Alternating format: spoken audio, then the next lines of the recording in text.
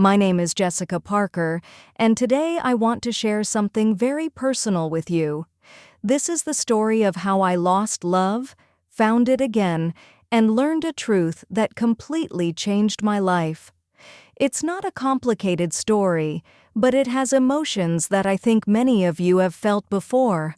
I hope that by sharing this with you, you'll connect with my journey and maybe learn something about love, loss, and finding the strength to keep going.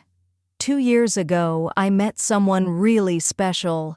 His name was Brandon Matthews. Brandon wasn't just good-looking, he was kind to everyone. He had this amazing smile that made people feel happy, and everyone liked being around him. I fell in love with him fast. We started dating, and my life suddenly felt complete and safe. We did everything that couples do. We went to nice restaurants, watched movies together, and took long walks in the park holding hands. He met my family, and I met his. His mom said I was perfect for Brandon, and my mom said Brandon was the right guy for me. In my heart, I really believed we would be together forever. But life surprised me when I wasn't expecting it. 6 months ago, everything changed. Brandon came to me one day and said he wanted to break up. I still remember exactly what he said. "Jessica, I'm sorry, but I don't feel the same way anymore."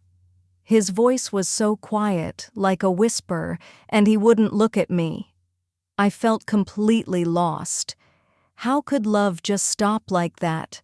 How could my future disappear in one moment? Nothing made any sense to me. The days after that were really dark and hard. I cried every single night. I couldn't eat much. I didn't want to see my friends or go anywhere. My bed felt too big and empty. My apartment, which used to feel warm and nice, now felt cold and way too quiet. Everything that used to feel normal now felt all wrong. My friends tried to help me. They kept saying, "Jessica, you'll be okay. Time will help you feel better." But time moved so slowly, and my heart felt so heavy. I spent hours looking at old pictures of Brandon and me on my phone. I read our old text messages again and again, looking for answers. I kept asking myself what I did wrong, but I never found any answer. What I didn't know back then was that sometimes the real reason for heartbreak is much bigger than what we can see. After a few weeks, I made myself start living normally again. I went back to work. I started seeing my friends again, even though I still felt sad inside. Because Brandon and I had a lot of the same friends, I kept seeing him at dinners and parties. He was always polite to me, but he stayed away. He never looked into my eyes for more than a second. I thought he just wanted to forget about me and move on. There was another person who was always there at these gatherings. His name was Connor Davis. Connor had been Brandon's best friend since they were little kids. They grew up together, played sports together, and knew everything about each other. Before the breakup, I never really paid attention to Connor. He was just Brandon's friend, but he was always nice to me. After the breakup, whenever we saw each other, Connor would ask quietly, "Are you doing okay, Jessica?" His smile made my sad heart feel a little bit better, even if just for a moment. My daily life felt empty and boring. Every day was the same. I would wake up, go to work, come home, cook simple food, watch TV, and try to sleep.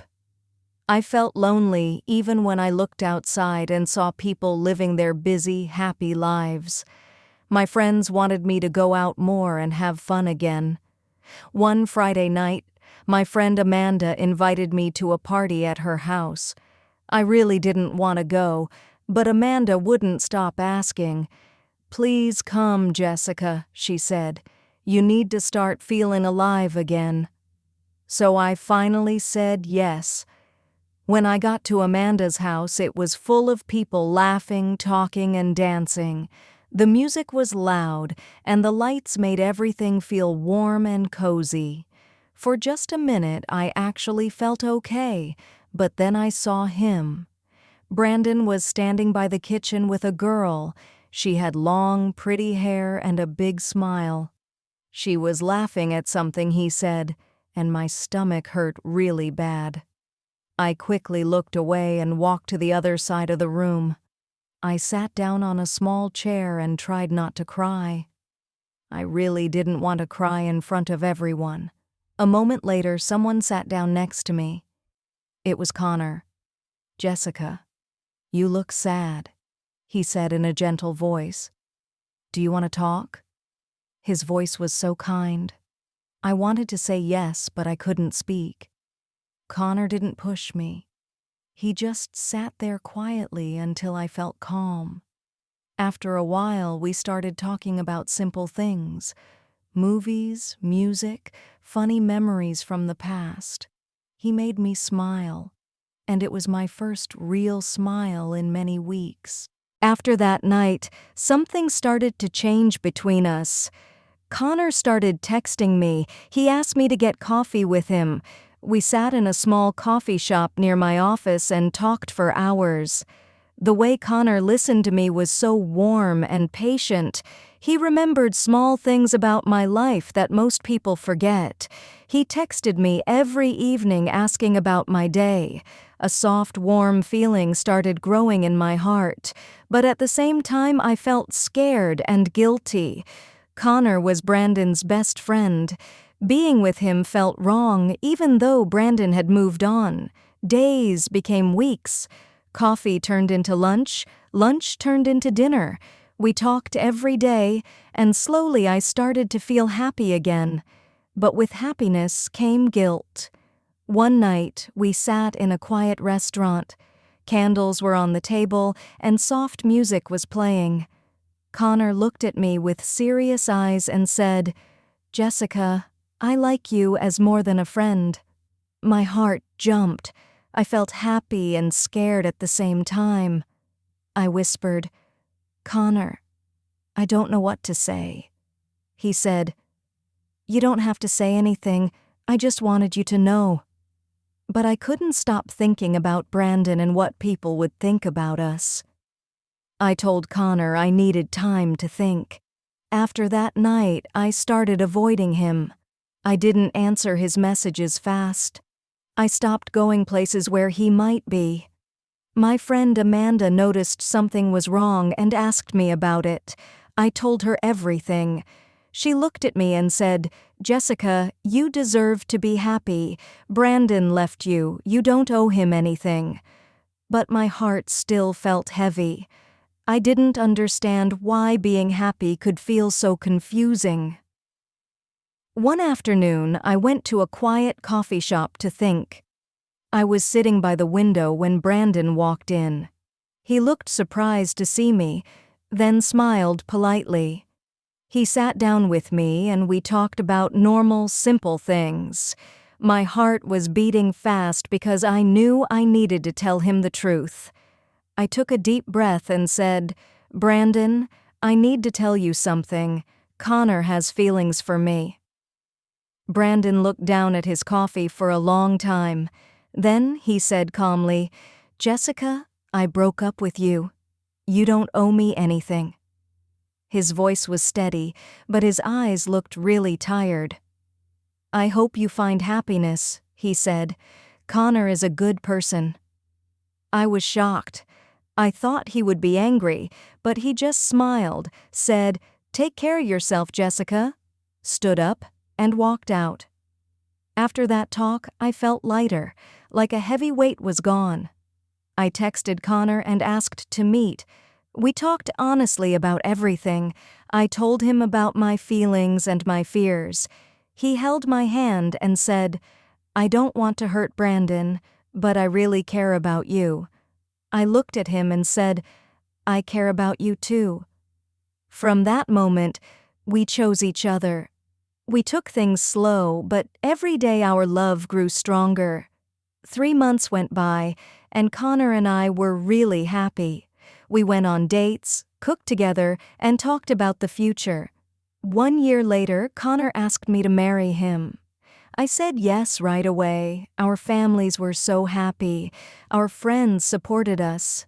Even Brandon sent us a short message saying, "I'm happy for you both."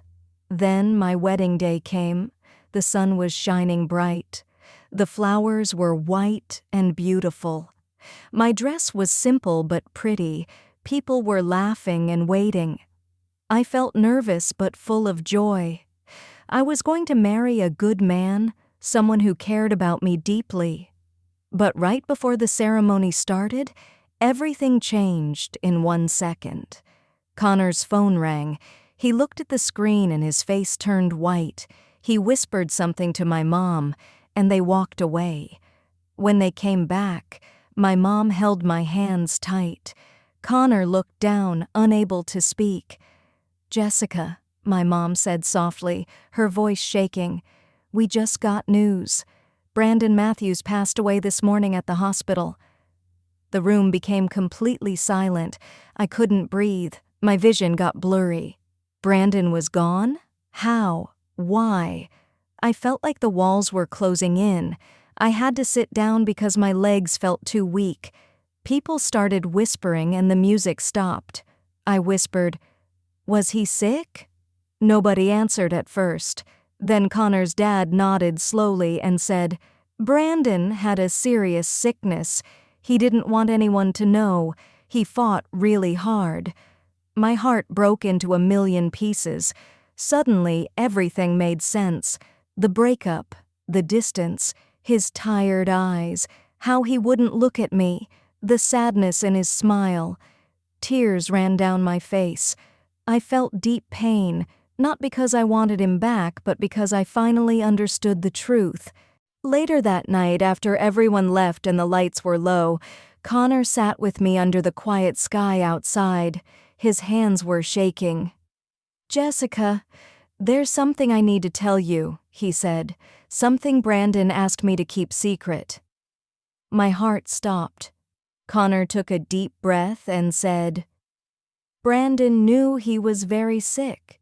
He knew he might not live long before he broke up with you.